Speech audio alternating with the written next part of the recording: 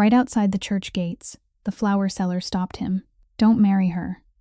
Then she said a phrase, a cold, highly restricted legal term used in predatory contracts that Caleb recognized as a signal of imminent danger. Holy Name Cathedral looked like something lifted straight from a postcard. Weathered gray stone, a silent bell tower, white flowers lined up in disciplined rows, as if the whole world had been ordered to be perfect. Outside, a red carpet stretched forward to receive Caleb Thorne, the Mafia boss everyone had come to stare at, not to congratulate.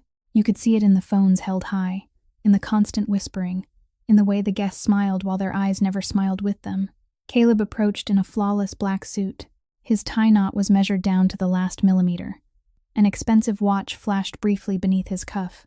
He moved the way a man moves when he's used to crowds parting on their own. 2 discreet bodyguards flanked him. Behind him waited a line of black-windowed SUVs and a wedding bouquet that cost more than a month's rent for anyone standing on the sidewalk watching. The air carried the faint scent of incense and expensive perfume. And in the middle of all that luxury, like an ugly stain in a picture that was supposed to be perfect, there she was. Too thin.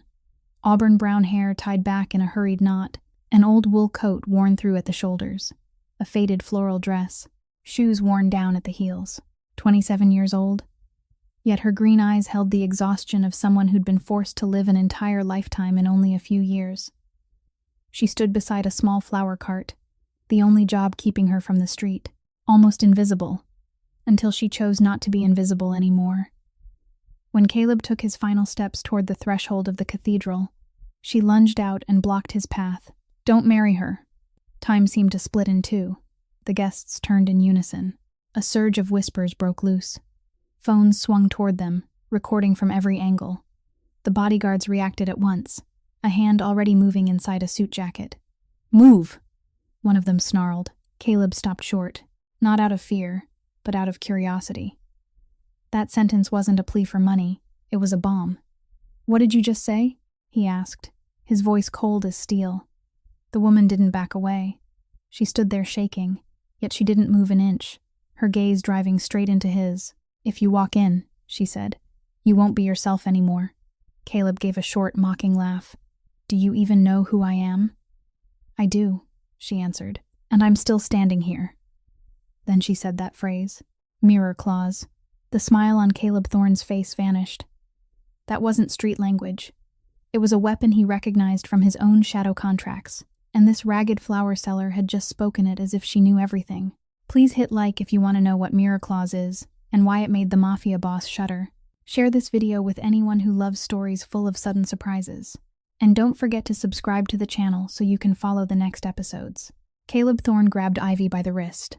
Not gently, not politely. He yanked her closer, close enough for her to see the veins standing out at his temples, close enough to catch the scent of expensive cologne and the clean, sharp smell of danger that clung to this man. "Where'd you hear it?"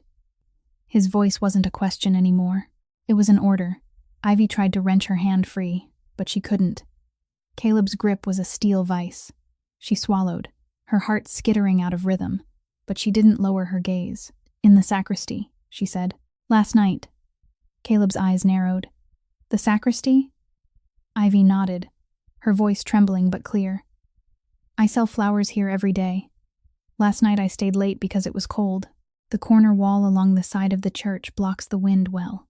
I sat there, and I heard them talking through the wooden door." "Who are they?"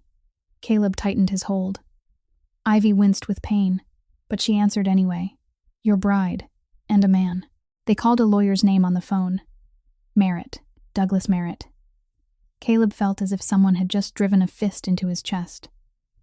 Douglas Merritt, his family's lawyer for 30 years. The lawyer his father had trusted without question.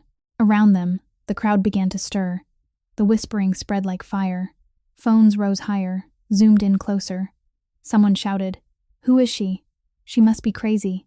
Call security." Connor Walsh stepped forward, his face hard as stone. "Mr. Thorne, I'll handle it." He lifted a hand to seize Ivy by the shoulder, but Caleb spoke a single word. "Stop." Connor froze mid-motion.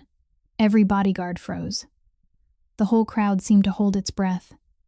Caleb still didn't let go of Ivy. He stared straight into her green eyes, searching for any sign of a lie, of madness, of anything that would mark her as just another street scammer. But he didn't find it. He found fear, and deeper than that, he found certainty. She believed what she was saying. 100%. You said they mentioned mirror claws. Caleb lowered his voice, only loud enough for the two of them. Do you know what it is? Ivy shook her head. I don't know. I don't understand the law. But I heard her say that as long as you sign the confirmation after the wedding, that clause will activate. And when it activates, you won't be able to get out anymore. Caleb felt the blood in his body slow. She said that exactly? Exactly, Ivy said. Then she laughed. She laughed very loudly. And the man on the other end of the line laughed with her. Laughter. They were laughing about deceiving him. Laughing about turning him into a puppet. Caleb Thorne, the Mafia boss who controlled half of Chicago, being mocked by his own fiancé and the family lawyer. He released Ivy's wrist abruptly. She stumbled back a step, rubbing the reddened mark on her skin. Why tell me? Caleb asked, his voice gone rough. What do you get out of it? Ivy looked at him, and her eyes suddenly darkened, as if a shadow passed through them. I get nothing, she said slowly. I just don't want to watch one more person get ruined by them. Them? Caleb caught the word. You talk like you know them. Ivy went silent for 1 second. 2. Then she spoke, her voice as if it were coming from very far away. I don't know them, but I know how they work. I've seen it happen to someone else. Before Caleb could ask more, a sweet voice cut cleanly through everything. Honey? Caleb turned his head, and there stood Serena Whitmore in the church doorway, her pure white wedding dress lifting lightly in the afternoon breeze, a perfect smile on her lips, sea-blue eyes sparkling as if nothing had happened at all.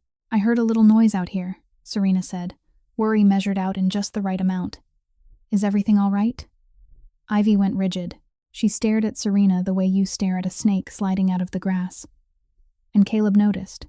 He noticed the half-step backward, the way Ivy's shoulders locked, the way her eyes darkened as she looked at the woman in white. That's her, Ivy whispered, just loud enough for Caleb to hear. That's the voice I heard last night. Serena Whitmore stepped through the church doors like an angel come down to earth. Her pure white Vera Wang gown hugged her perfect figure. A long veil drifted in the Chicago afternoon wind. Platinum blonde hair was swept into a high chignon, studded with tiny crystals that glittered like stars. Her sea-blue eyes shimmered at exactly the right intensity. Her smile was gentle in exactly the right measure, and every step had been calculated to create the image of a flawless bride, worried for her soon-to-be husband. But Ivy saw something else. She saw the way Serena's gaze swept the crowd before it settled on Caleb. She saw the way Serena's fingers tightened around the wedding bouquet for a single instant before relaxing again. She saw the slight twitch at the corner of Serena's mouth when her eyes met Ivy's. Only 1,000th of a second. But it was enough for Ivy to know. Serena recognized her. Honey? Serena spoke again, sweet as honey. What's going on? I heard the commotion and I got so worried. She moved closer, the wedding dress gliding over the red carpet, heading toward Caleb with her hands lifted as if to wrap her arms around him. But Caleb didn't receive her. He stayed still, his eyes fixed on Ivy, as if he were trying to fit scattered pieces of a puzzle together in his head. Serena stopped 2 steps away. Her smile didn't change, but her eyes did. Colder, sharper. She looked Ivy up and down slowly, as if she were inspecting an insect stuck to her shoe. And you? Serena said, her voice still sweet, but with something layered underneath it. You're the flower seller here, aren't you? I've seen you a few times. Ivy didn't answer. She just stood there, spine straight, eyes locked on Serena. Poor thing. Serena sighed, turning to the crowd with a look of practiced sympathy. Maybe she's hungry, or maybe she isn't well. She tapped a finger lightly against the arm of a nearby bodyguard. Sir, could you give her a little money and ask her to leave? Today is an important day for us. I don't want anything to affect it. The bodyguard nodded, starting forward. But Caleb spoke. No one touches her. Serena turned to Caleb, her eyes blinking fast. Honey? She stays, Caleb said, his voice stripped of emotion. And you're going to answer a few questions for me. Serena's smile trembled, like water after a stone has been thrown. She flicked a quick glance at Preston Cole. Her attorney, standing a few steps away, clutched Serena's black leather briefcase tight against his chest. Preston Cole gave the smallest shake of his head, so subtle it was almost impossible to notice. But Ivy saw it. And Caleb saw it too. "Caleb!" Serena stepped closer, raising a hand as if to touch his chest. "Let's go inside and talk. There are too many people out here. They're filming. You don't want this in the papers." "This?" Caleb asked. "A woman warning me about a con?" Serena went rigid, only for an instant, but it was enough for Ivy to see. Enough for Caleb to see. "What are you talking about?" Serena laughed, a sound like crystal cracking. "A con? Honey, are you listening to a street flower seller instead of trusting your fiancé? She clearly has mental issues. Look at her. Ragged, filthy, probably hasn't bathed in days." Ivy felt each word like a needle driving into her chest, not because she was ashamed, but because she had heard words like that before. When her little brother died, when she tried to tell the police what she suspected. They had looked at her the same way, like a person who didn't deserve to be believed, but this time, she didn't stay silent. "I may be poor," Ivy said, her voice shaking but clear. "I may look like this, but I'm not crazy, and I know what I heard." Serena turned to Ivy, her eyes flashing with something dangerous. "What did you hear?" she asked, her voice still sweet, but with a bitter edge now. "Go on, tell everyone. What did you hear that makes you bold enough to ruin someone else's wedding?" Ivy opened her mouth to speak, but Caleb was faster. "She heard the words mirror clause," he said, his eyes pinned to Serena, "and the name Douglas Merritt." Silence. Serena stood there like a statue. The smile on her lips froze. Her sea blue eyes stopped shimmering and turned dark, like the bottom of the ocean. Preston Cole didn't move either, but his fingers tightened around the briefcase until his knuckles went white. The crowd around them fell completely still. No one understood what was happening, but everyone could feel the weight of this moment. And Ivy, standing in worn old clothes among a sea of black suits and evening gowns, felt for the first time that she wasn't invisible anymore. The silence lasted exactly 3 heartbeats. Then Caleb broke it. "What deal?" he asked bluntly, his voice flat, but sharp as a blade. "She said there was a deal. She said you and Merritt discussed it last night." "So what deal is it?" Serena blinked. Once. Twice. The smile on her lips trembled like a candle in the wind. "Honey." She gave a small laugh, trying to steady herself. "What are you talking about? What deal?" "I don't understand what you mean." "Don't play dumb," Caleb cut in. "Don't stand here and perform for me. I'm asking straight. Answer straight. What deal?" Serena swallowed. Ivy watched her throat move, watched the way her shoulders inside that expensive wedding dress tightened, then dropped. She was trying to control her breathing. She was trying to find a way out. "Caleb." Serena lowered her voice, stepping 1 pace closer, trying to manufacture intimacy between them. "We shouldn't talk about this out here. There are too many people. Too many cameras. You're Caleb Thorne. You don't want all of this in the papers. Come inside. I'll explain everything." "Explain what?" Caleb didn't move. "You still haven't answered my question." Serena bit her lip. Her eyes flicked quickly to Preston Cole again, searching for support, for rescue. And Preston Cole understood. He stepped forward, wearing a professional smile polished through thousands of courtroom hours. "Mr. Thorne," Preston Cole began, his voice low and authoritative. "I'm Miss Whitmore's legal counsel. I think we should remain calm and handle this in a civilized manner. This is clearly a misunderstanding. An unknown woman suddenly appears and makes baseless accusations right before a wedding. That can constitute defamation and disorderly conduct. I suggest we go inside, proceed with the ceremony as planned, and then address any legal issues afterward, if necessary." Caleb looked at Preston Cole the way you look at a snake crawling out from under rotten leaves. "You're her lawyer," he said slowly. "So do you know Douglas Merritt?"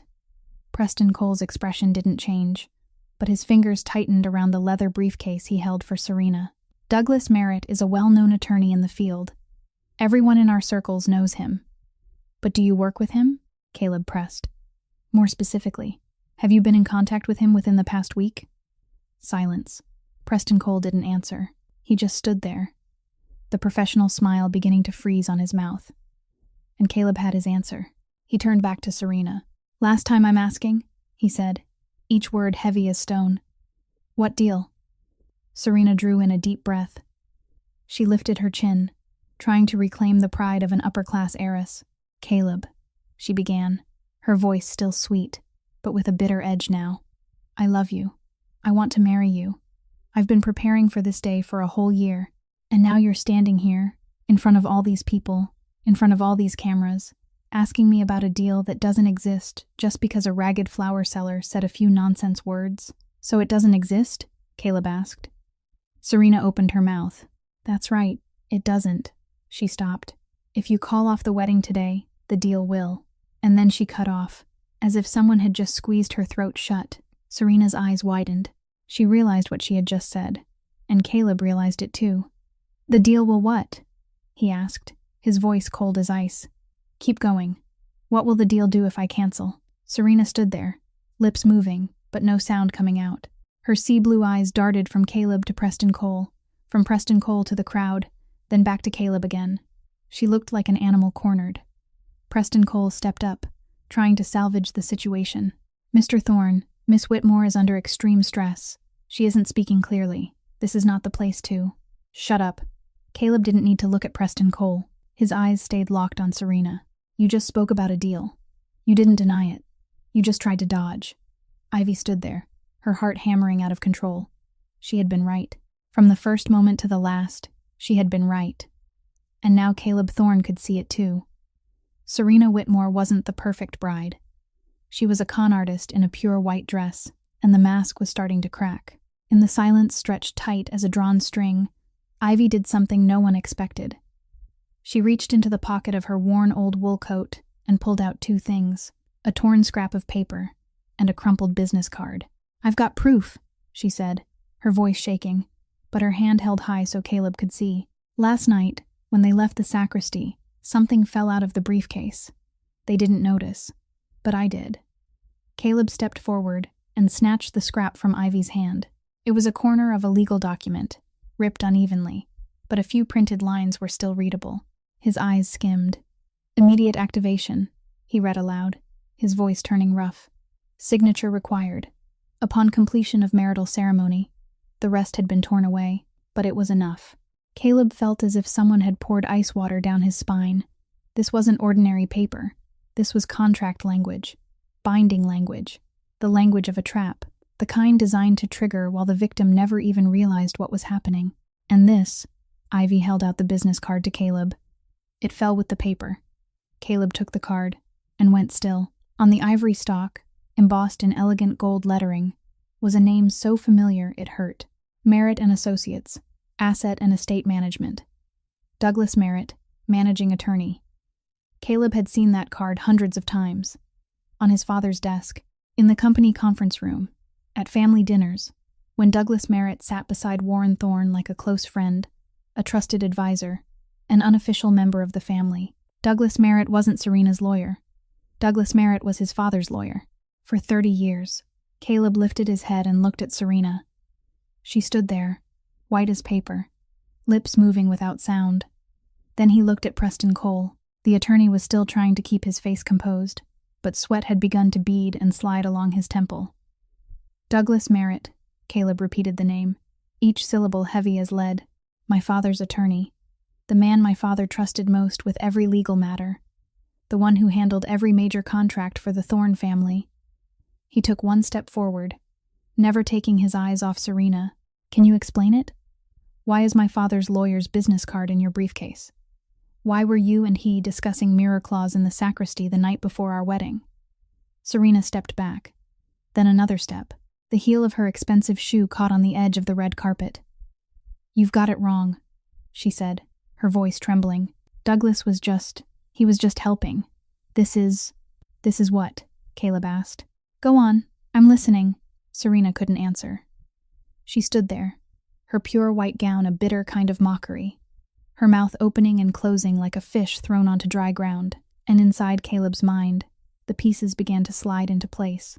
Douglas Merritt, his father's lawyer, the man who held every financial secret of the Thorne family, the man who knew every clause in the will, every contract, every asset.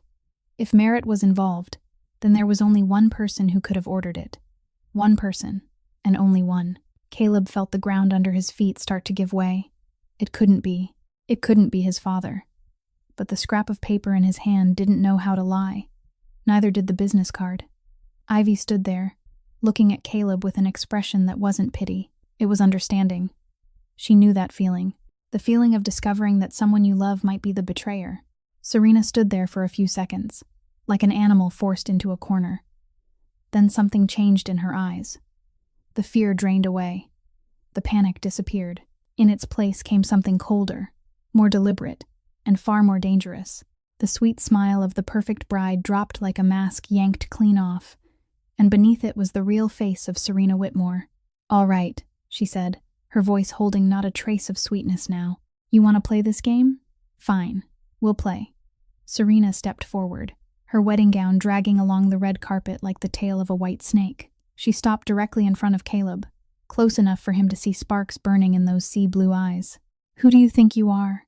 Serena lowered her voice, only loud enough for Caleb and Ivy to hear. "You think you can humiliate me in front of the whole city and not pay for it?" Caleb didn't move. "Are you threatening me?" "I'm telling the truth," Serena said, her lips curving into a cold smile. "If you cancel this wedding today, I'll destroy you." She tilted her head, as if savoring Caleb's reaction. "You've got that charity foundation, don't you? The Thorne Foundation. Helping poor children, building schools, funding hospitals. Such a beautiful image. A mafia boss with a heart of gold. The press loves stories like that." Caleb felt the muscles in his face tighten. "What are you saying?" "I'm saying," Serena took another step closer, "that I've got plenty to tell the press. About how your charity really works. About where the money actually goes. About the parties you throw. You get what I mean?" "You don't have any proof," Caleb said, but his voice had gone hard. "What do I need proof for?" Serena scoffed. "You're Caleb Thorne. Half the city believes you're a mafia boss. The other half knows you're a mafia boss.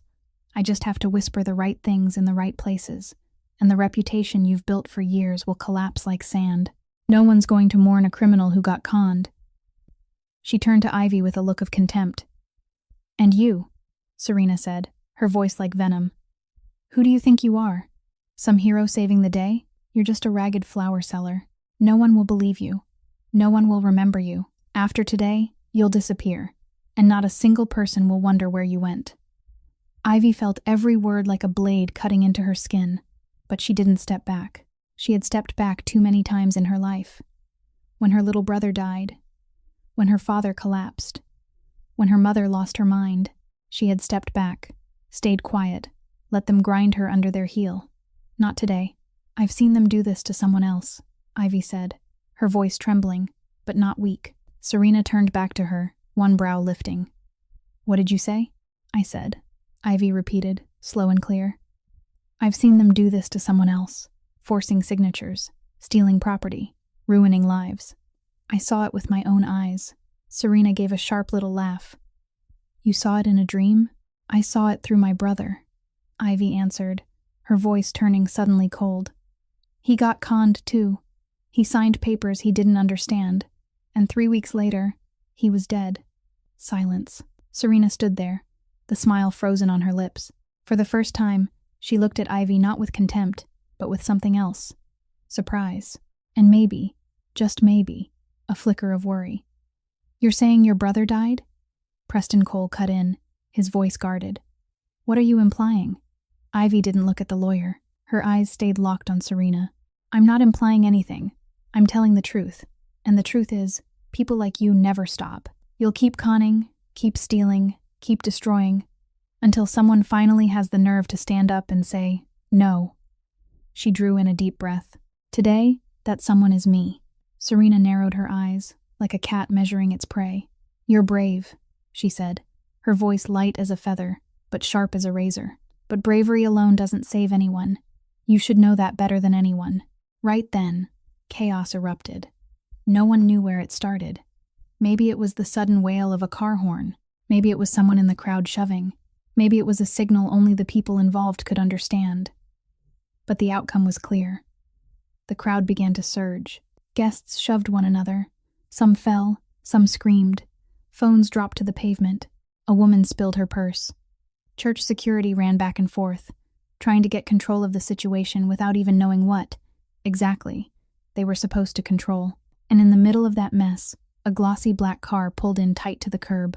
Ivy was the first to see it. She saw the door swing open. She saw a figure step out. A man, big, dressed in a black hoodie pulled low over his head, and he was walking straight toward her. His pace wasn't rushed, but it wasn't slow either. Every step had purpose. Every step was calculated. He slipped through the crowd, the way water slips through cracks in stone, unnoticed, unchallenged. Ivy felt the blood in her body turn to ice. She knew that walk, not because she'd met this man before, but because she'd seen the way he moved.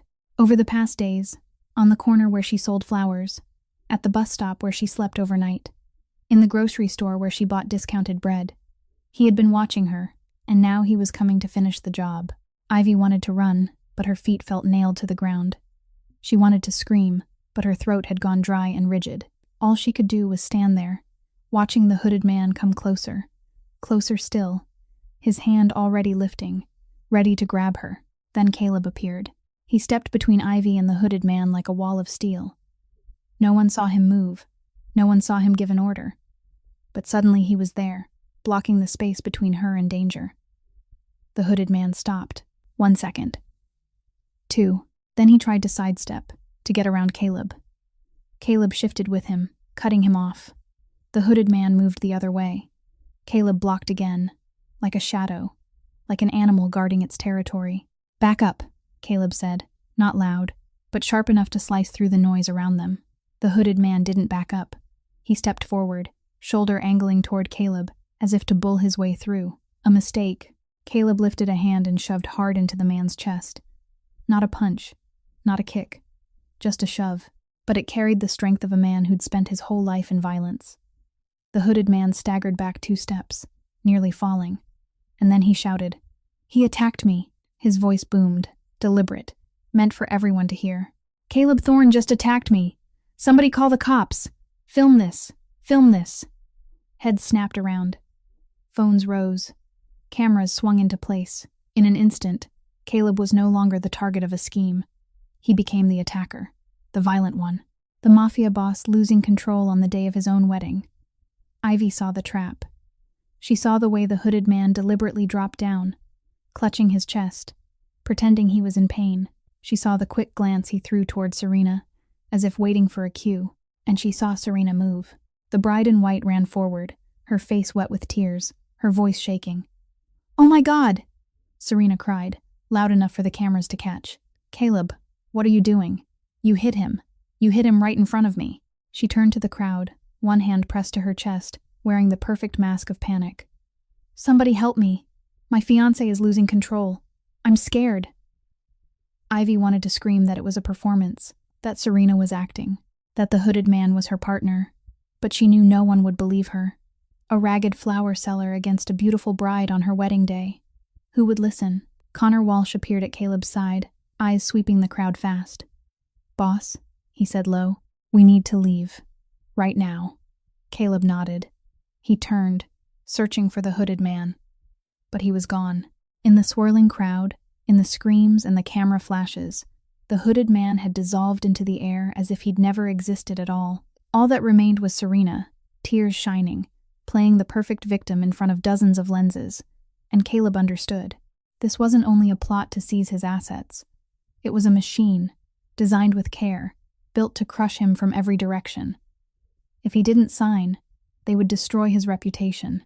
If he fought back, they would turn him into a criminal. And the only person standing with him now was a flower seller with nothing but the truth. Caleb stood at the threshold of the church. The old oak doors were still wide open, inviting him to step into a life someone else had already drawn for him. Inside, white flowers lined both sides of the aisle like silent ghosts. Candles burned on every pew, their flames trembling and dancing. The organ poured out a familiar hymn, and hundreds of faces were turned toward the entrance, waiting for the groom to appear. The priest stood at the altar with a Bible in his hands, patient smile on his lips. Everything was ready. Everything was waiting for him. All he had to do was cross that threshold, and it would be over. The wedding would happen. He would sign the confirmation paper after the ceremony, just as planned. The mirror clause would activate, and he would lose everything, without ever realizing it. Caleb turned his head. He looked at Ivy. She stood a few steps away, in faded, ragged clothes. an old wool coat worn through at the shoulders, a wrinkled floral dress, shoes rubbed down at the heels, auburn brown hair blown into a tangled mess by the wind. No makeup, no jewelry, nothing that suggested she belonged to this world, but her eyes were different. Those green eyes met his without flinching, without fear, without begging. Those eyes didn't lie. Caleb had spent 37 years in a world built on lies. He had looked into the eyes of enemies who wanted him dead and smiled as he shook their hands. He had sat across from partners who meant to betray him and signed million-dollar contracts. He knew what lying looked like. He knew what acting looked like. And he knew Ivy's eyes carried none of it. She wanted nothing from him. She would gain nothing by saving him. She was simply standing there, trembling in the Chicago afternoon wind, speaking a truth no one wanted to hear. Caleb drew in a long, deep breath. Then he turned his back on the church doors. "I'm not going in." Those 3 words landed like thunder in a clear sky. The crowd froze. The guests stared, bewildered. Someone dropped a phone to the ground. The crack of glass was loud and unmistakable in the silence. "Boss?" Connor Walsh looked at Caleb, waiting. "Bring her with me," Caleb ordered, his eyes fixed straight ahead. "She doesn't leave your sight until I say she can." Connor nodded without a single question. He moved toward Ivy, not rough like before, but with a new respect. "Miss Lawson, come with me." Ivy stared at Caleb in surprise. "You believe me?" Caleb didn't turn back. "I believe the evidence. And you've got more evidence for me." It wasn't a thank you. It wasn't warmth. But it was what Ivy needed most in that moment. Trust. She nodded and followed Connor Walsh toward the line of black vehicles. But before they could take 3 steps, Serena's voice tore through the air. "Caleb Thorne." She stood on the church steps, her wedding dress whipping in the wind, her face no longer pretending to be sweet. This was the face of fury, of hatred, of an animal with its prey ripped away. "You'll regret it," Serena screamed, her voice sharp as a blade. "Do you hear me? You'll regret today. You'll regret trusting a crazy woman instead of trusting me. You'll lose everything, Caleb. Everything." Caleb stopped for a single second. He didn't turn around. He didn't look at Serena. He didn't answer a word. He just stood there, back straight, shoulders broad, like a mountain nothing could move. Then he kept walking. The door of a black SUV swung open. Caleb got in. Ivy followed. Connor slid into the driver's seat, and the vehicle surged forward, leaving behind a church filled with white flowers, a bride in a wedding gown screaming in rage, and hundreds of guests who didn't understand what had just happened. Chicago's wedding of the century had collapsed, and the real war was only beginning. The black SUV cut through Chicago streets at a speed just careful enough not to draw attention. Ivy sat in the back seat beside Caleb, trying to steady a breathing rhythm that had gone wild. She had never been inside a car this expensive. Soft leather seats, cool air conditioning, the faint trace of men's cologne. Everything felt foreign. Everything made her feel like she didn't belong here. But she didn't have time to linger on that feeling, because when she turned and looked out the rear window, her heart seemed to stop. "Someone's following us," Ivy said, her voice gone rough. Caleb didn't turn around. He only glanced at the interior rearview mirror. Black car, Mercedes, tinted windows, 3 cars back. Connor Walsh in the driver's seat nodded. "I see it. They've been on us since we left the church." "Lose them," Caleb ordered, as calmly as if he were talking about the weather. Connor didn't need to hear it twice. He hit the gas, and the SUV surged forward. Ivy gripped the door handle as the vehicle cut hard left and shot into a narrow alley, then right, then left again. Buildings, storefronts, pedestrians slid past like blurred streaks of color. Connor drove like a man born on Chicago streets. He knew every shortcut, every back alley, every traffic light that jammed at certain hours. The SUV blasted through an underground parking garage, dropped into the lower level, looped around 2 floors, then shot out through another exit. It turned onto a crowded street and melted into the flow of traffic. Then it peeled away again, slipping into a quiet residential stretch. 10 minutes later, Connor checked the mirror and nodded. Clean. No tail. Ivy let out a breath she hadn't realized she'd been holding the entire way. Her whole body trembled, partly from fear, partly from the adrenaline draining out of her system. Caleb watched her for a long moment without speaking. Then he gave Connor an order. "Stop at the coffee shop on the corner." Connor nodded and eased the SUV to the curb. Caleb opened the door and stepped out. Ivy sat there, unsure what she was supposed to do. She watched Caleb walk into a small coffee shop, say something to the server, and wait. A few minutes later, he returned with a paper bag and 2 cups of hot coffee. He opened the door and handed 1 cup to Ivy. "Take it." Ivy stared at the cup, startled, then looked up at Caleb. "You bought this for me?" Caleb didn't answer. He set the paper bag on her lap. Inside was a grilled sandwich, still hot, rich with the smell of meat and warmth. "Are you shaking because you're cold, or because you're hungry?" Caleb asked. His voice was still without emotion, but his gray eyes held something else as they rested on her. Not contempt, not pity. Observation. Attention. Like he was trying to understand who she was. Ivy felt her throat tighten. She couldn't remember the last time anyone had asked her that. She couldn't remember the last time anyone had bought her a hot cup of coffee. Since Owen died, since her father died, since her mother went into the hospital, she had lived alone, completely alone. No one asked if she was cold. No one asked if she was hungry. No one cared whether she was still alive or already dead. "Both," Ivy said, her voice trembling. "I'm shaking from both." She wrapped her hands around the coffee, letting the heat seep into her frozen palms. Then she took a bite of the sandwich and had to fight hard not to cry. It was so good, so warm, so simple, but to her, it was the greatest luxury she had been given in months. Caleb sat still, watching her eat. He didn't rush her.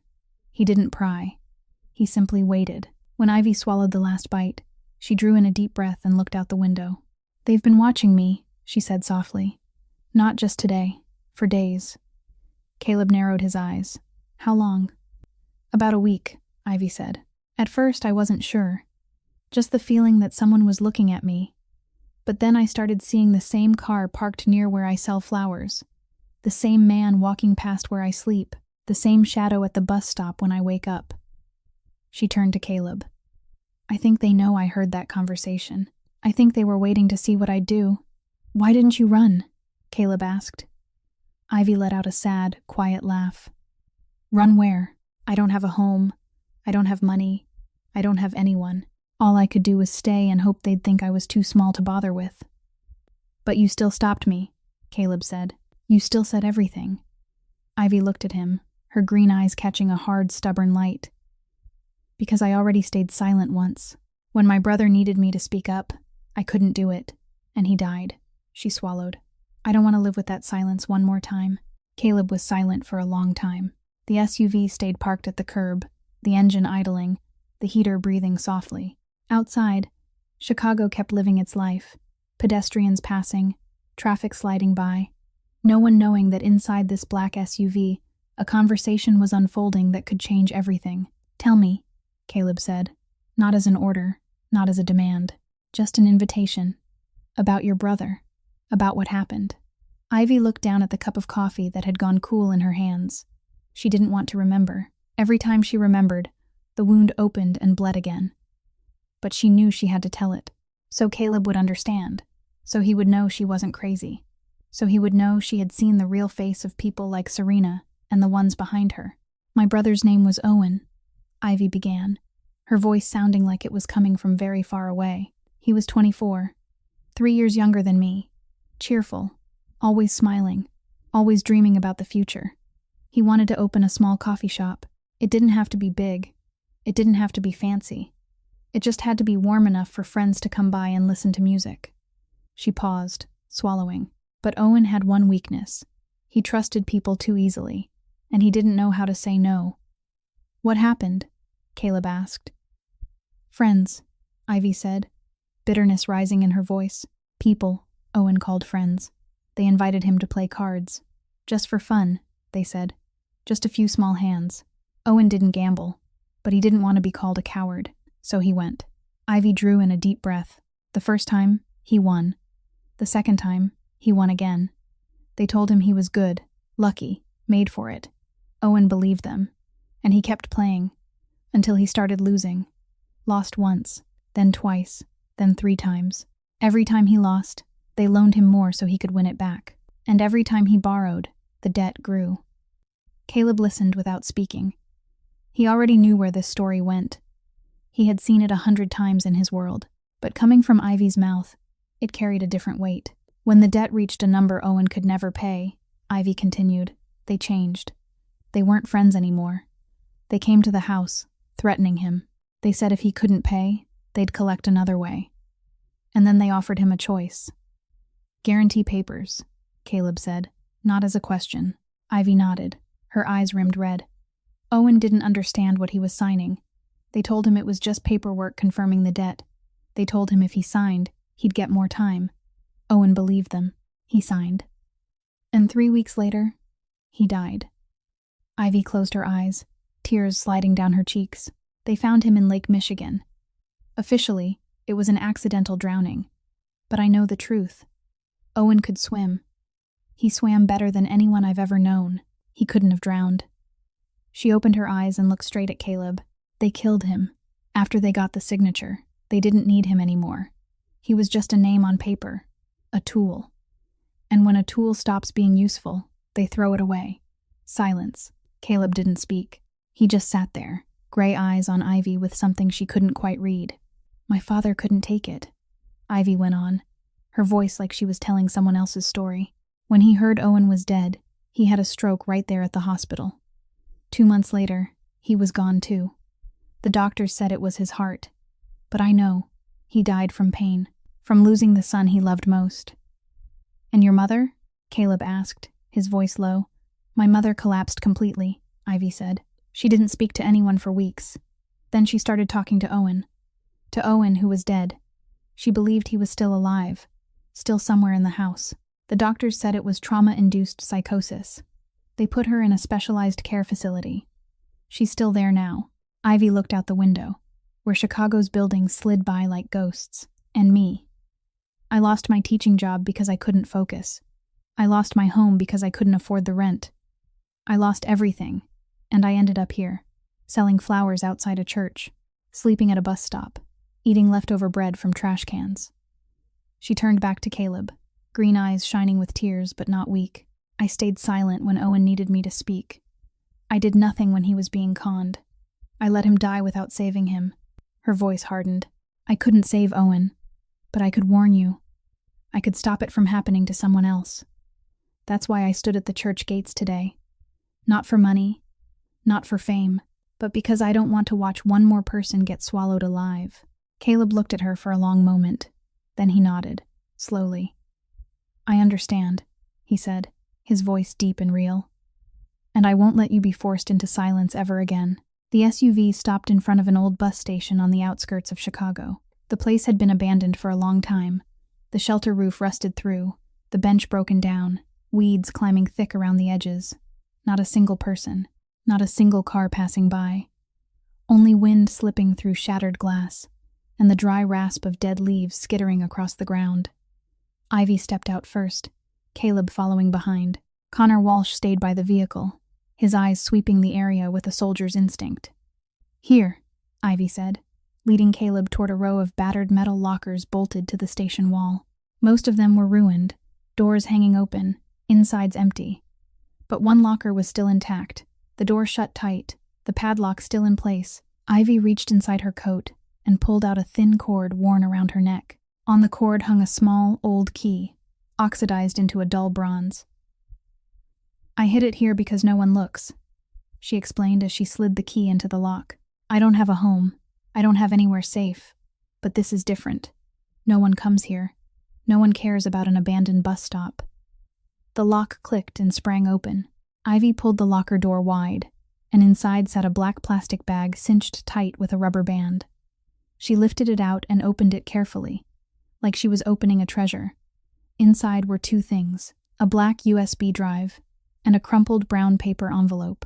This is everything I've got, Ivy said, handing both to Caleb. I found them that night, after they left the sacristy. The USB fell out of the man's jacket pocket. This envelope slipped out of the briefcase Preston was holding for Serena when she rushed to the car. Caleb took the USB and turned it between his fingers. Small, ordinary, but he knew the smallest things sometimes carried the most destructive power. Have you listened to what's on this? Caleb asked. Ivy nodded. I borrowed a computer at the public library, just once. Then I didn't dare listen again. Why? Because it scared me, Ivy said honestly. Because I realized I was holding something that could make people want to kill me. Caleb didn't speak. He pulled out his phone, connected the USB through an adapter, and opened the only audio file inside. First came the soft scrape of movement, then footsteps, a door closing, and then Serena's voice. "Is everything ready?" Serena asked on the recording, her tone nothing like the sweetness she used in front of Caleb. Cold, calculating, sharp. "Ready," a man's voice answered. Caleb recognized it instantly. Douglas Merritt. The contract's been drafted. All he has to do is sign the confirmation after the wedding, and the mirror clause will activate automatically. He won't know anything until it's too late. "He'll sign, won't he?" Serena asked. "Absolutely," Merritt replied, confidence thick in his voice. "He trusts. That's his weakness. He trusts family. He trusts love. He trusts things that don't exist. As long as you play the perfect bride, he'll sign anything you put in front of him." Serena's laughter spilled into the recording then, a laugh that sounded cold, cruel, empty of regret. "Poor Caleb Thorne," she said, "the most powerful Mafia boss in Chicago, and he doesn't know he's about to be cleaned out by his soon-to-be wife and his own father." The recording ended. Caleb stood there with the phone in his hand, his face unreadable. But Ivy saw the muscle jump in his jaw. She saw his knuckles turn white from gripping too hard. She saw the storm rolling under the calm surface. "The envelope," Caleb said, his voice gone rough. "What's inside?" Ivy handed it to him. Caleb opened it, and inside was a thick stack of documents, about 10 pages, printed on letterhead from Merritt and Associates. He skimmed quickly, gray eyes moving fast over dense legal language, then stopped on one page. "Mirror clause," he read out loud. "Automatic transfer clause in the event of marital dispute. Party A, meaning Caleb Thorne, agrees that in the event of any legal dispute related to the marriage, all voting rights, asset control rights, and share ownership rights in Thorne Holdings will be automatically transferred to Party B, meaning the representative designated by the Thorne family to ensure business stability." Caleb stopped reading. He understood now. Everything was as clear as daylight.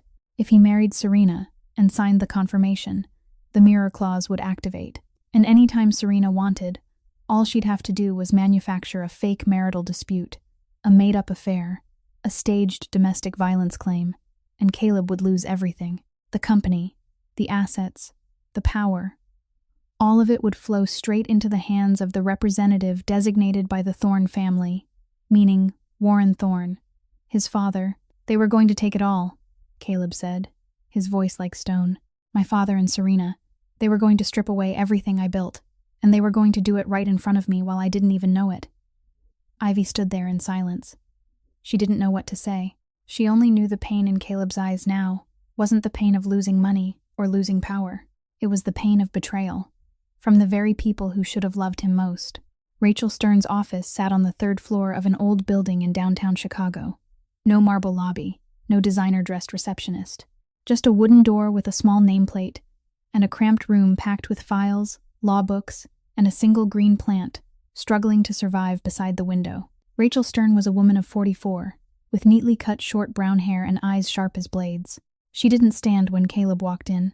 She only lifted her head from the pile of papers on her desk, studied him for a moment, then nodded toward the chair across from her. "Mr. Thorne," she said, her voice carrying not a trace of flattery. "I've heard about what happened at the church. The whole city's talking about it." "I need you to look at these," Caleb replied, setting the USB and the stack of documents on her desk. "And I need to know what I'm up against." Rachel looked at the USB, then at the papers. She didn't ask where he got them. She simply plugged the USB into her computer, played the recording, and listened. When it ended, she didn't speak. She opened the documents and turned each page slowly, her eyes tracking every line of legal language. Ivy sat in the corner of the room, trying to make herself as small as possible. She felt out of place in this room, surrounded by conversations about law and contracts she didn't understand. But she didn't leave. She had come too far to quit now. "Mirror clause," Rachel said at last, her voice low and serious. "This is a classic legal mechanism used to seize control through marriage. It works like a 2-layer trap." She pushed her glasses up the bridge of her nose and continued. "The first layer is the marriage, When you marry Serena Whitmore and sign the confirmation after the ceremony, you activate this clause without realizing it. The second layer is the dispute. Anytime Serena wants, she can manufacture a marital dispute. It can be an affair allegation. It can be a domestic violence claim. It can be anything. And the moment the dispute is recorded, control of your assets and shares automatically transfers to the designated representative. Who's the representative? Caleb asked, even though he already knew the answer. Rachel flipped to the last page and pointed to a line printed in small type. Warren Thorne, your father. Silence. Caleb sat there, staring at the familiar name as if it were a fresh wound. He had suspected. He had known, but seeing it printed in black ink on white paper still felt like a knife driven into his chest. There's more, Rachel said, pulling another sheet from the stack. I found it clipped inside the envelope. A printed email exchange between Douglas Merritt and Preston Cole, sent 2 weeks ago.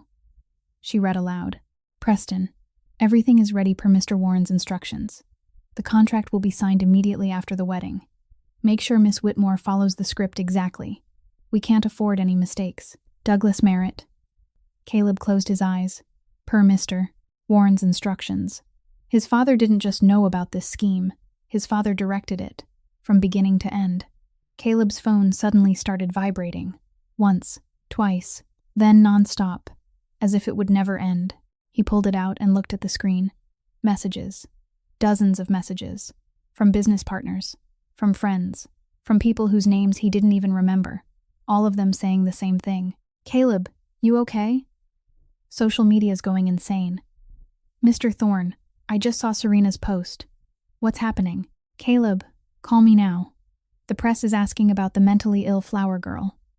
Caleb opened his social media app, and his heart clenched.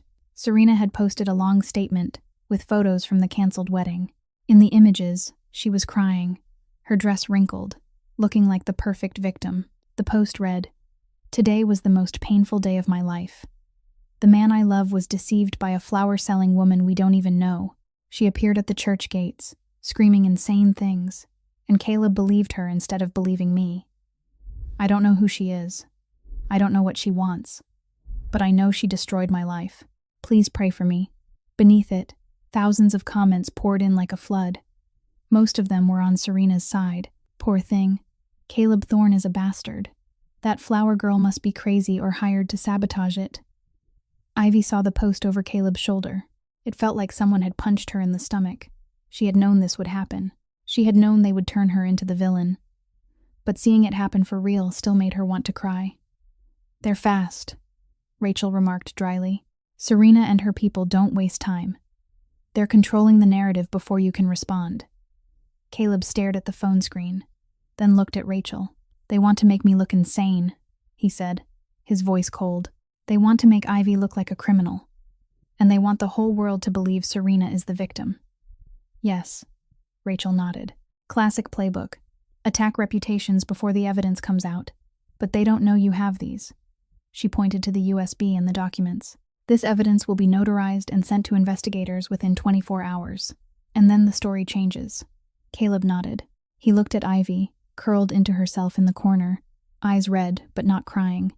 Are you scared? He asked. Ivy lifted her head. Yes, she said honestly. But I've been scared for 2 years. One more day won't be any different. Caleb looked at her for a long moment. Then he turned back to Rachel. Protect her, he said. At any cost. They left Rachel Stern's office when night was already starting to settle in. Chicago sank into the amber glow of streetlights, and the cold wind swept along every block as if it meant to chase everyone back home. Ivy sat in the car, arms wrapped tight around herself, trying to stop her body from shaking. She didn't know if she was shaking from the cold or from fear. Maybe it was both. Her phone suddenly vibrated, an old phone with a cracked screen and worn buttons, the only thing she'd managed to keep from the life she used to have. Ivy looked at the display, an unknown number. She meant not to answer, but something in her made her lift it anyway. Hello? Miss Lawson. A man's voice came through, low and cold as ice.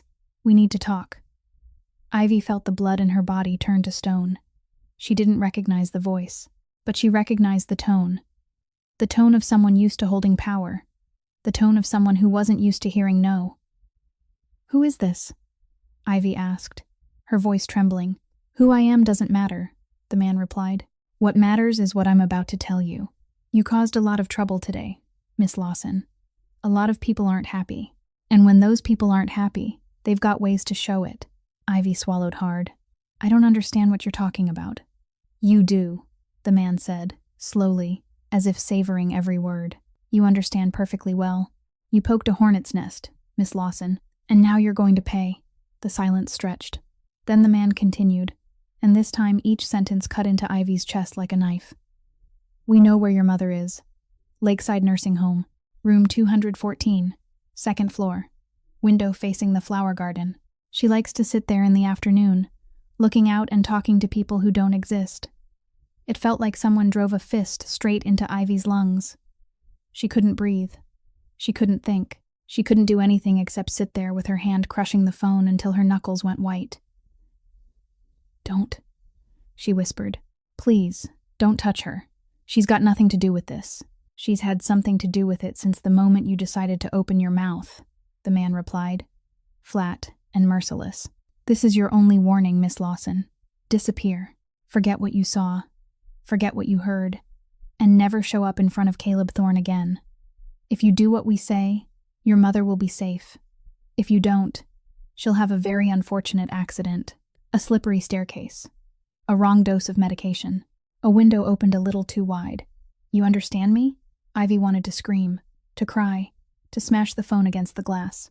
But she only sat there shaking, tears sliding down her cheeks without a sound. You've got 24 hours, the man said. Don't make us call again. The line went dead. Ivy stared at the dark screen, her hand still trembling uncontrollably. Her mother. The woman who'd lost her mind from grief. The woman sitting in a nursing home, talking to a son who was already gone.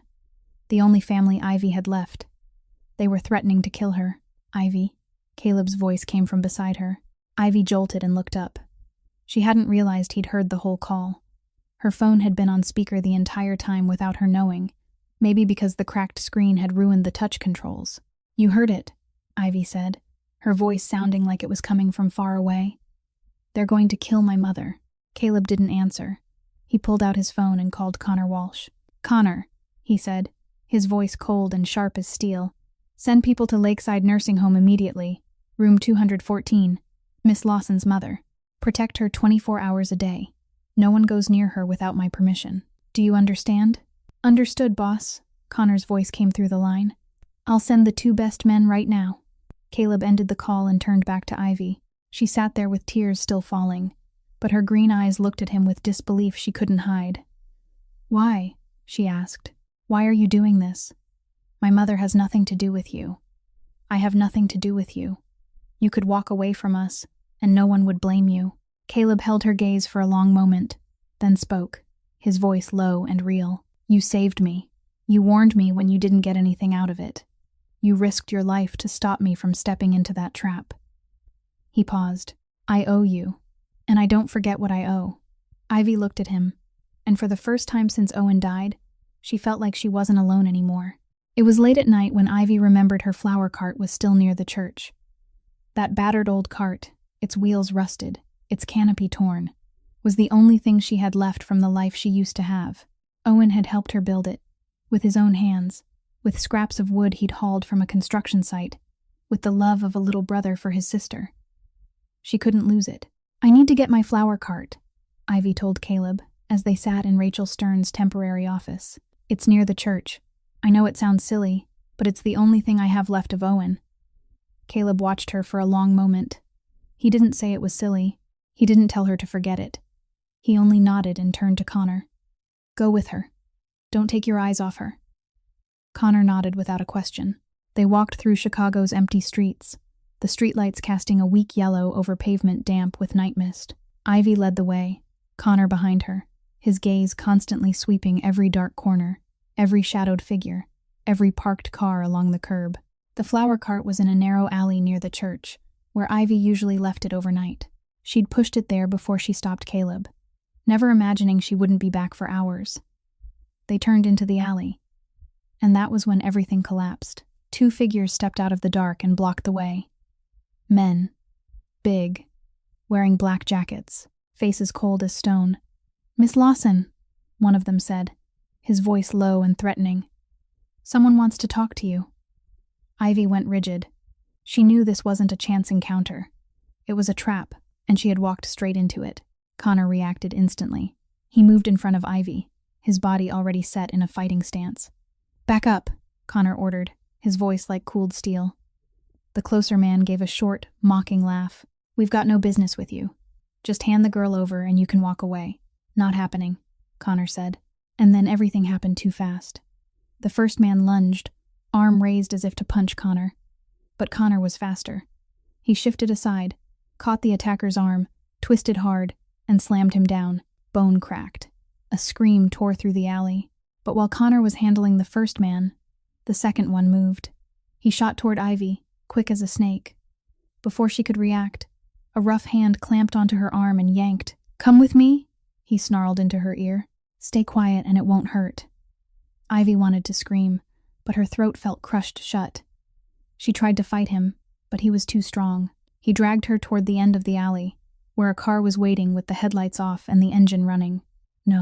No, it couldn't end like this.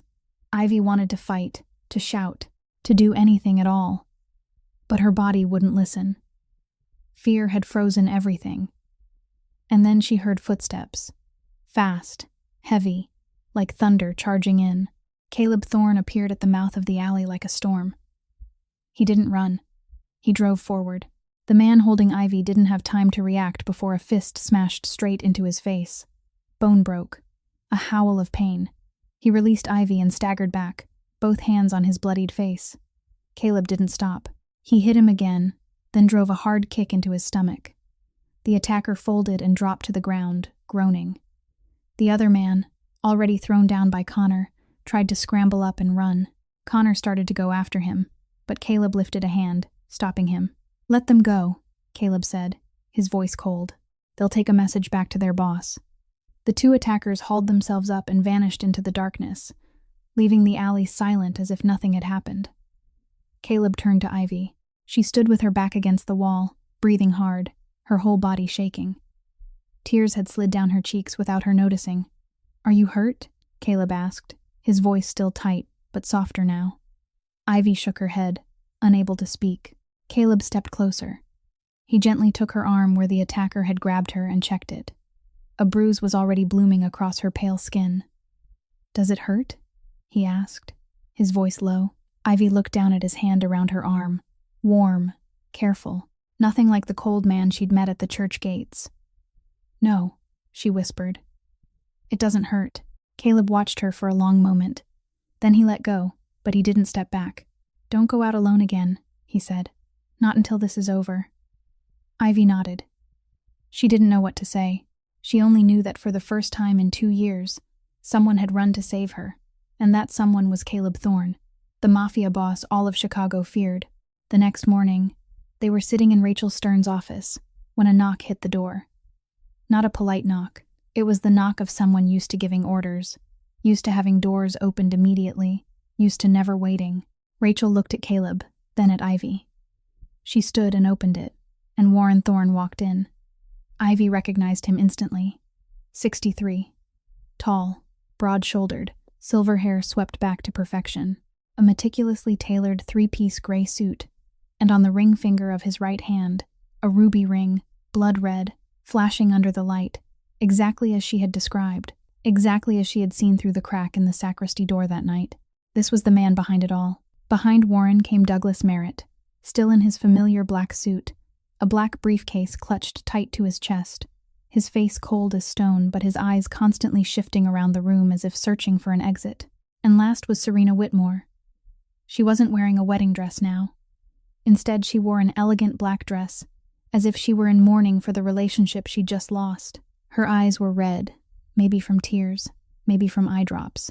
A white handkerchief rested in her hand, and every so often she lifted it to dab delicately at the corners of her eyes. A perfect performance. A perfect victim. Caleb stood when his father entered, not to welcome him, to meet him. "My son," Warren Thorne said, his voice warm as if nothing had happened at all. "I've been looking everywhere for you. You had me worried." "What are you looking for me for?" Caleb asked, his voice cold as ice. Warren smiled, the smile of a kind father, the smile of a successful businessman, the smile Caleb had seen all his life, and only now understood was false to its core. "This is a misunderstanding, son," Warren said, stepping closer. "All of it is a terrible misunderstanding.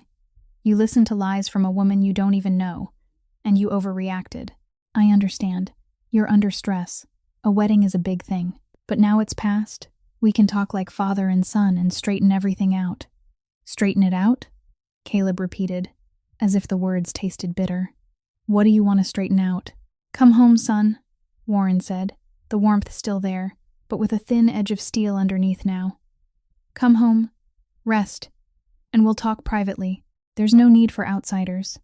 His eyes flicked to Rachel Stern with open contempt. "I don't think you need a lawyer to talk to your own father." "I'm not coming home," Caleb replied, his voice steady. "And if you want to talk, we talk here, in front of my lawyer." Warren stopped. The smile on his mouth froze for a fraction of a second. It was the first time Ivy saw a crack in his perfect mask, but he recovered quickly. "Son," Warren sighed, as if he were dealing with a stubborn child, "you're making this hard for everyone. Serena cried all night. She loves you. She's been preparing for this wedding for a whole year, and you ruined everything because of a street flower seller." Serena stepped in right on cue, moving toward Caleb with tear-filled eyes. "Caleb," she said, her voice shaking, "I love you. I love you more than anything in the world. She's trying to destroy us. She's lying. I don't know who she is. I don't know what she wants, but I know I love you. Please, believe me." She lifted her hand as if to touch Caleb's face. Caleb stepped back. "Don't touch me," he said, his voice so cold it made Serena freeze. She stood there with her hand still raised in the air, sea-blue eyes blinking fast. The tears kept falling, but Ivy saw something else behind them. Anger, frustration, hatred. "Son," Warren spoke again, his tone firmer now, "I don't think you understand the situation. What you're doing affects the entire family, the company, the reputation we've built for years. You can't act on emotion like this." "Emotion?" Caleb asked, his voice cutting. "You think this is about emotion?" He stepped forward until he was directly in front of Warren Thorne. The two men stood there, the same height, neither gaze giving ground. "Do you want to explain Mirror Clause to me?" Caleb asked, each word heavy as stone. "Do you want to explain why Douglas Merritt drafted a contract that would automatically transfer full control of my assets to you the moment there's a marital dispute?" Silence. Warren Thorne stood there, his expression unchanged, but his eyes had shifted. They weren't the eyes of a kind father anymore. They were the eyes of an animal backed into a corner. And Ivy knew the real war was about to begin. Caleb didn't say another word. He pulled out his phone, plugged in the USB, and played the recording. The sound filled the small room, clear enough that it felt as if Serena were standing right there, speaking directly into each person's ear. "Is everything ready?" Serena's voice in the audio, cold, calculating, stripped of every trace of sweetness. "Ready?" Douglas Merritt's voice answered. "The contract's been drafted. All he has to do is sign the confirmation after the wedding, and the mirror clause will activate automatically. He won't know anything until it's too late. He'll sign, won't he? Absolutely. He trusts. That's his weakness. He trusts family. He trusts love. He trusts things that don't exist. As long as you play the perfect bride, he'll sign anything you put in front of him." Serena's laughter rang out, cold, cruel, without a single flicker of regret. Poor Caleb Thorne, the most powerful Mafia boss in Chicago, and he doesn't know he's about to be cleaned out by his soon-to-be wife and his own father. The recording ended. The room fell into silence. Ivy looked from Caleb to Warren, then to Serena. Serena stood there, white as paper, lips moving without sound. The fake tears had dried on her cheeks. There was no performance left, no mask left. Douglas Merritt took a step back, as if he wanted to dissolve into the wall. The lawyer had lost his usual composure, replaced by the panic of a man caught in the act. But Warren Thorne was different. He stood there, his face not changing at all. No surprise, no alarm, no attempt to deny anything. He only stared at Caleb with eyes cold as steel, as if the recording had been nothing but a passing breeze. And Caleb understood. His father wasn't surprised because he had known from the beginning. His father wasn't panicking because he was the one behind it all. "Dad," Caleb said, his voice rough. "Why?" A single, simple word. But it held everything. All the pain. All the betrayal. All the years Caleb had trusted, had tried to prove himself, had worked without rest to be worthy of the Thorne name. Warren let out a sigh, as if explaining something obvious to a child too slow to understand. "Because you're not capable of leading," he said, his tone flat, without emotion. "You're too weak, Caleb. You've always been too weak." Caleb stood as if nailed in place. "Weak?" he repeated, his voice sounding like it came from far away. "Yes," Warren went on, as if reading a financial report. "You've got everything you need to be a leader. Strength, power, talent. But you've got one fatal weakness. You trust people. You believe in love. You believe in loyalty. You believe in things that don't exist in our world." He stepped closer, his gaze drilling into Caleb. "I built this empire with blood and sweat. I sacrificed everything to make Thorne Holdings what it is today. And I can't let you destroy it all because you're too soft to do what has to be done." "So you were going to steal everything from me?"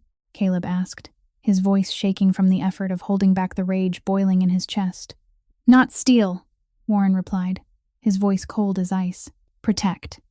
I'm protecting what I built. This marriage would put the right person in control. Serena understands how this world works. She doesn't have foolish weaknesses like you do. She'll run Thorne Holdings after you're removed from the board." "Removed from the board?" Caleb echoed, bitterness cutting through every syllable. "Your son, your blood, and you're calling me a piece you need to remove?" Warren didn't flinch. "This is business, Caleb. There's no room for feelings. I thought I taught you that a long time ago." Ivy stood in the corner, watching it all. She saw Caleb's shoulders tremble. She saw his fist clench until the knuckles went white. She saw his gray eyes, always cold, always controlled, now shining with something she never expected to see. Tears. Not the tears of weakness, the tears of something breaking. Breaking when you realize the father you spent your whole life trying to please never saw you as a son at all, only as a tool, a piece on a board, something that could be removed the moment it stopped being useful. 37 years, Caleb said, his voice low as a whisper. 37 years I tried to make you proud, to make you look at me like a son, to love me the way normal fathers love their sons. He lifted his head and looked straight into Warren's eyes. "And all you ever saw in me was a weakness to eliminate." Warren didn't answer. He stood there, face still hard as stone, without regret, without sorrow, as if his heart had turned to stone a very long time ago. Serena tried to cut in, her voice still shaking. "Caleb, you have to understand. We only wanted what was best for you. We—" "Shut up!" Caleb cut her off without even looking at her. "You don't get to speak to me anymore." She stood there, mouth opening and closing, not daring to say another word. And in that small room, Ivy witnessed something she never thought she'd see. She watched Caleb Thorne, the most powerful Mafia boss in Chicago, betrayed by his own father. And she understood there are wounds that hurt more than a knife. The wound of betrayal by the people who were supposed to love you most. Caleb stood up, slowly, calmly, as if every storm inside him had settled, leaving nothing but a lake sealed under ice. He looked at Warren Thorne, the man who had given him life, the man who had taught him how to walk, how to speak, how to become a Thorne. And he saw the truth he had spent 37 years refusing to face. His father had never loved him, not the way a father should love a son. "Dad," Caleb said, his voice terrifyingly steady, cold as Chicago winter. "As of today, you're no longer a shareholder of Thorne Holdings." Warren's eyes narrowed. "What did you say?" "I said," Caleb continued, each word clear as if carved into stone, "that you're removed from the company. All of your shares will be frozen. All of your voting rights will be revoked. You're no longer part of Thorne Holdings." Warren took a step forward, anger flashing in his eyes. "You don't have the right to do that. I'm the founder. I built everything you have." "And I'm the CEO," Caleb said, not giving an inch. "I have full authority over personnel and shareholder governance under the corporate charter. The charter you approved yourself. Do you want me to read it back to you?" Warren's jaw tightened. It was the first time Ivy saw a real crack in the calm mask he wore. Caleb turned to Douglas Merritt, who was shrinking in the corner like he wanted to dissolve into the air. "And you, Merritt," You're fired. Effective immediately. Every contract between Merritt and Associates and Thorne Holdings is terminated. You'll receive formal notice within 24 hours. Douglas Merritt opened his mouth as if to speak, but no sound came out. The lawyer only stood there, face drained white, knowing his career had just ended. And finally, Caleb looked at Serena. She stood there in her elegant black dress, the tears dried on her cheeks, sea blue eyes fixed on him with something that was no longer fake love. It was hatred, defeat, the rage of someone who'd just been stripped of everything. And you, Caleb said, his voice steady. I never want to see you again. Ever. If you show up in my sightline, if you try to contact me, if you do anything that touches my life or the people I care about, I'll make sure you regret it for the rest of your life. Serena bit her lip, her hands curling into fists. You'll regret this, Caleb. You'll regret choosing a crazy flower girl over me. Caleb didn't bother to answer. He only looked at Ivy for a single second, then turned back to Serena with eyes cold as ice. That silence hurt more than any words. Warren Thorne stepped forward until he was directly in front of Caleb. The two men were the same height, eye to eye, like two animals fighting for territory. You'll regret it, Warren said, his voice low and threatening. You think you can stand against me? You think you can survive without my protection? I built relationships you can't even imagine. I've got allies you'll never reach.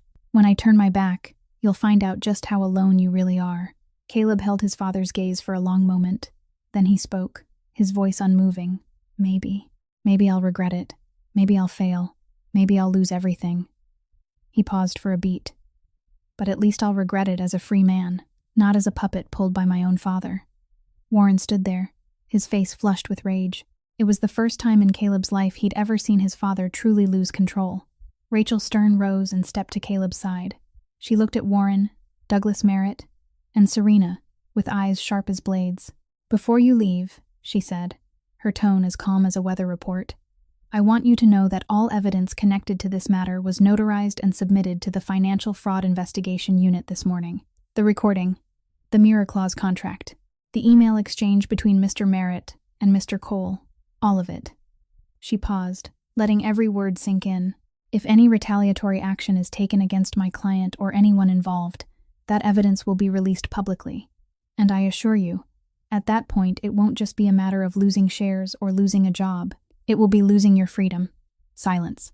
Warren Thorne looked at Rachel, then at Caleb, then at Ivy standing in the corner. His gaze stopped on her, full of hatred, full of threat. But he didn't speak. He only turned and walked out the door. Douglas Merritt hurried after him. Serena stayed for 1 second, staring at Caleb with eyes full of poison. This isn't over, she whispered. Then she left too, her heels clicking across the floor like the countdown of a bomb that hadn't exploded yet. A week passed like a storm. News of Caleb Thorne calling off the wedding spread across Chicago like wildfire. But the story the media told wasn't the story Serena wanted them to tell. It wasn't the abandoned bride betrayed by a cruel groom anymore. It wasn't the mentally ill flower seller ruining the wedding of the century anymore. Instead, the headline on the front page of every paper read like a verdict. The wedding of the century, canceled over family fraud, an asset grab exposed. Serena Whitmore became the center of a financial fraud investigation, the authorities moving in as soon as Rachel Stern submitted the full set of evidence. The recording, the Mirror Clause contract, the email exchange, everything dragged into the light. Serena's bank accounts were frozen. Her passport was seized. Every day she had to report to the police station for questioning. No more designer dresses, no more curated smile, only hollow, shadowed eyes and the face of someone watching her world collapse around her. Douglas Merritt fared no better. The Illinois State Bar opened an ethics investigation into his conduct, and within 5 days his license was revoked. Merritt and Associates, the firm he'd built over 30 years, declared bankruptcy. He went from a powerful, respected attorney to someone people refused to name, a man whose reputation turned to ash overnight, and Warren Thorne chose to retire. That's what the press called it anyway, but Ivy knew the truth. Warren didn't retire. He was isolated, cut off from everything he'd built. The Thorne Holdings board, under Caleb's direction, voted him out of every role. His shares were frozen. His access to the office was revoked. He became a ghost inside the empire he'd created. People said he still sat in his large mansion outside Chicago, alone, staring out the window all day. People said he tried to reach Caleb more than once, but every call was refused. People said he cried. Ivy didn't know if that part was true, and she didn't care. What surprised her most was that not a single article mentioned her name. Not one reporter came looking for her. Not one photo of her surfaced on social media. Caleb kept his word. He protected her identity. He made sure she could go on living without the media hunting her, without the public judging her. She was still invisible, only this time that invisibility was a gift. And there was one more thing Ivy couldn't stop thinking about. Her mother had been moved to a new nursing home. Not the old lakeside facility with peeling walls and an overworked staff, but a modern place on the north side of Chicago, with a private room overlooking a flower garden, with specialists monitoring her around the clock, with gentle nurses who knew how to speak to patients like Ivy's mother. When Ivy asked who was paying for all of it, the administrator only smiled and said, "A friend of hers." Ivy knew exactly who that friend was. She didn't have to ask. She just sat beside her mother, watching her talk to Owen as if he were still alive. And for the first time in 2 years, Ivy felt like she could breathe. 2 weeks after the wedding was called off, Caleb stood outside the door of a small apartment in a quiet neighborhood on Chicago's west side. It wasn't big, it wasn't luxurious, but it was clean and warm. He'd rented it for Ivy as soon as the dust settled, without asking her opinion, without waiting for her agreement. He had simply handed her the key and said, "You need a safe place." Ivy hadn't refused. She was too tired to refuse. Caleb knocked and waited. A few seconds later, the door opened. Ivy stood there, nothing like the ragged woman he'd met at the church gates. She was still thin, still carrying dark circles under her eyes, but her green eyes were brighter now. Her auburn brown hair was tied back neatly. A clean white shirt lay crisp against her frame, and on her lips was a small smile, fragile, but real. "Mr. Caleb," she said, a little surprised. "I didn't know you were coming." "I should have called first," Caleb said, "but I wanted to talk in person." Ivy nodded and opened the door wider, inviting him in. The apartment was small, but orderly. Late afternoon sunlight slipped through the window and fell across a small potted plant on the sill. White daisies, the kind Owen used to like. Ivy had been watering them when Caleb knocked. She turned back and went on with it, as if the presence of the most powerful mafia boss in Chicago inside her tiny apartment was the most ordinary thing in the world. Caleb stood there, watching her water the flowers. The drops slid onto the white petals, sparkling like tiny crystals. "You still love flowers," he said, not as a question. "Flowers are the only thing that never betrays me," Ivy replied without turning around. "I care for them, and they bloom. That's all there is to it." Caleb was quiet for a moment. Then he said, "I've got an offer." Ivy set the watering can down and faced him. "What kind of offer?" "I want to invest in you opening a flower shop," Caleb said plainly. "Not a cart on the street. A real shop, a storefront, staff, a future." Ivy looked at him, her green eyes not blinking once. "Why?" "Because you're good at this," Caleb answered. "Because you deserve a better life. Because you've lost too much, and it's time you got something back." Ivy shook her head slowly. "It's not because you owe me, is it? Because if that's the reason, I won't take it." Caleb held her gaze for a long moment. Then he spoke, his voice low and true. "No, it's not because I owe you. It's because I trust you." Ivy stood there, a dish towel still in her hand, looking at Caleb as if she were trying to read something in the gray of his eyes. "You trust me?" she asked again, like she couldn't quite believe it. "I trust you," Caleb repeated. "You could have stayed quiet. You could have walked away. You could have taken money and disappeared. But you didn't. You stood up, alone, with nothing in your hands but the truth, and you saved me from a trap my own father set." He paused. "You know something? In my world, trust is the rarest luxury there is. I've met thousands of people, and most of them want something from me. Money, power, status. But you were the first person who stepped forward for a different reason, because you didn't want to watch one more person get destroyed the way your brother did." Ivy felt her eyes sting. She turned away and looked out the window, where the afternoon light was beginning to fade. "Owen would have liked this," she whispered. "He always said I should open a flower shop. He said I had talent." "Then do it for him," Caleb said. "And for yourself." Ivy turned back to Caleb. They stood there, in the small apartment, the late sun laying its light across two silhouettes. No promises, no declarations of love, only respect, trust, and a new beginning. "All right," Ivy said, her voice gentle but steady. "I'll try." Caleb nodded. A small smile flickered across his mouth, the first smile Ivy had seen from him since the day they met. "Good." He turned, heading for the door, but before he opened it, he stopped and spoke without looking back. "Thank you, Ivy, for not giving up." Then he walked out, leaving Ivy alone in the small apartment. She stood there, watching the door close, then looked at the pot of white daisies on the windowsill. She closed her eyes and whispered, as if Owen were standing right beside her. "Owen, I did it. I didn't stay silent again.